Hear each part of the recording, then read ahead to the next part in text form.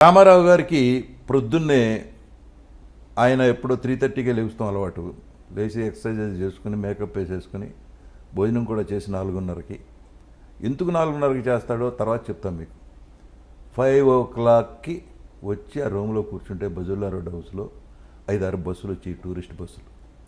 వాళ్ళంతా దిగి వెళ్ళి ఆయన కాళ్ళకి దండం పెట్టి కొబ్బరికాయలు కొట్టి హారతి ఇచ్చి వాళ్ళ యాత్ర సఫలీకృతం అయిందనే ఆనందంతో వెళ్ళిపోయాడు. అప్పుడు వాళ్ళందరినీ అడిగేవాడు ఆయన, ఏమండి ఎక్కడి నుంచి వస్తున్నారు, ఏ ఊరు, ఎక్కడెక్కడికి వెళ్ళారు.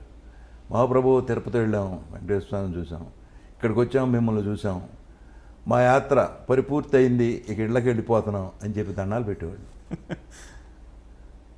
అది నాకు తెలిసింది, ఈయన ప్రొద్దునే వెళితే కలవచ్చు, లేకపోతే కలవటానికి ఛాన్స్ లేదు.